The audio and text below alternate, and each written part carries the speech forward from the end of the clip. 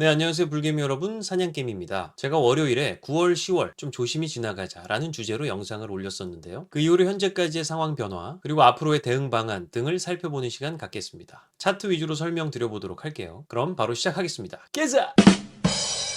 네, 우선 9월 19일에 제가 디스코드에서 말씀을 드렸을 때가 116.9K 정도였을 때였고요. 그리고 영상을 월요일에 업로드한 시점이 이때쯤이었죠. 그 이후로 시장이 좀 더 조정이 나와서 현재는 109.4K 정도 부근에 있습니다. 파란색 이평선인 120일 이평선도 긴 음봉을 터뜨리면서 하회를 했죠. 잠시 반등을 하는 듯 121선 위에서 꼬시더니 다 털어버리는 모양새입니다. 현재 상황은 볼륨 프로파일상 하이 볼륨 노드와 오더 블럭들이 겹치는 구간이고요. 따라서 급락을 하다가 잠시 지지를 받고 있는 모습인데요. 하지만 결론적으로 저는 좀 더 하락하는 그림을 보고 있습니다. 여기 90일 기간으로 세팅을 한 볼륨 프로파일을 좀 더 짧게 보면 현재 구간 아래쪽으로는 점점 거래 분포가 적어지는 밸류 에리어의 바깥 부분입니다. 밝은 색으로 표시된 이 구간이 전체 거래량의 70%가 몰려있는 밸류 에리어 구간인데 그 바깥쪽은 그만큼 거래량이 부족하기 때문에 저항 또는 지지가 약한 구간이라고 말할 수가 있겠죠. 따라서 저는 현재 구간에서 좀 더 밀린다면 아래 구간까지 쭉 밀릴 수 있다고 보고 있습니다. 다만 여기 180일 기준으로 세팅을 한 볼륨 프로파일을 보시면 대략 104K를 전후로 해서 하이 볼륨 노드가 버티고 있습니다. 저는 이 구간이 물량을 받기 시작하면 좋을 구간이라고 생각을 하고 있어요. 또한 보라색 선인 200일 이평선 그리고 그 아래에 있는 회색 선인 240일 이평선이 함께 자리를 잡고 있는 구간이므로 지지를 기대를 해볼 수가 있다고 생각을 합니다. 일본 기준으로는 볼린저 밴드 하단에 닿았으므로 잠깐 지지를 생각을 해볼 수가 있겠지만 아래에 있는 여러 보조 지표들을 일봉 단위로 보시면 아직은 상황이 반전되었다고 보기는 어렵습니다. 특히 제가 생각하기에 중요하게 보는 것은 윌리엄스 퍼센트 R과 RSI의 이평선과 기준선 간의 괴리입니다. 보시면 맨 위에 있는 보조 지표인 윌리엄스 퍼센트 R은 계속 우하향하고 있지만 노란색 기준선과 하늘색 13 EMA 이평선 간의 괴리가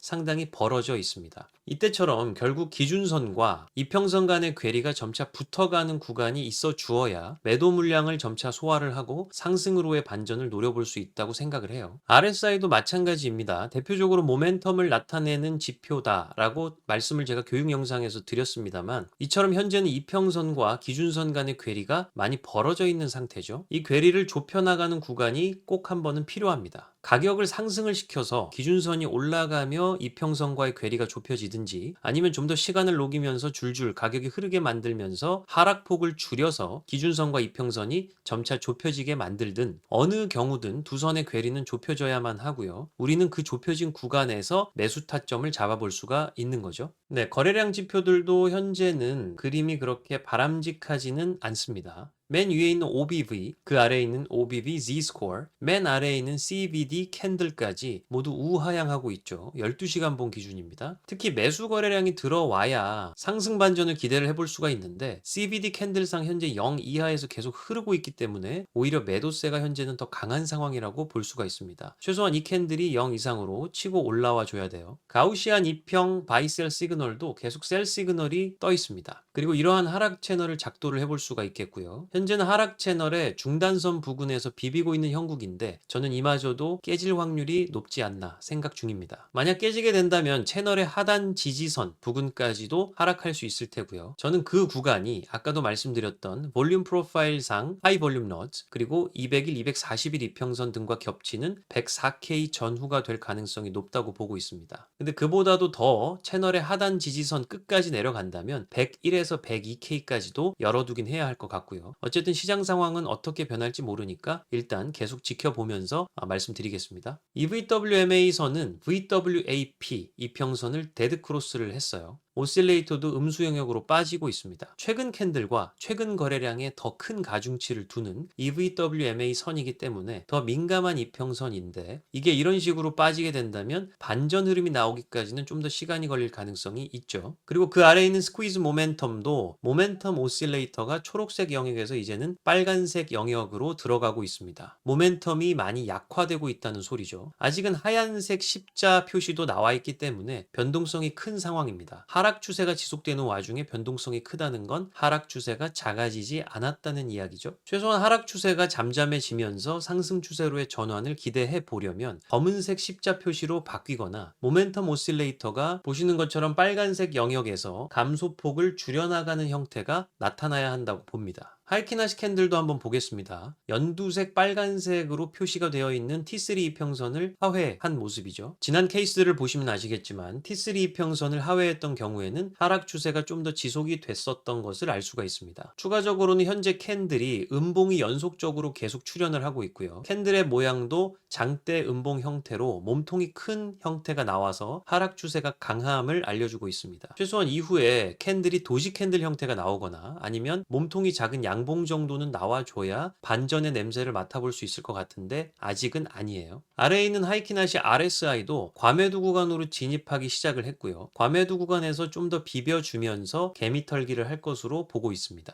마지막으로는 비트파이넥스 고래들의 롱숏 누적 물량을 보겠습니다. 빨간색 선인 롱 누적 물량이 최근 들어서 좀 더 증가하는 모양새입니다. 보라색 선인 숏 누적 물량도 위아래로 등락은 반복하고 있지만 고점은 계속 높여가면서 털고 있는 모습이죠. 지난 경우들을 보시면 이처럼 롱 누적 물량이 상승하는 경우에 조정장이 지속이 됐던 것을 알 수가 있습니다. 그 후에 이들이 롱 누적 물량을 줄여나가는 타이밍이 되어서야 비로소 제대로 된 반등이 시작이 됐었죠.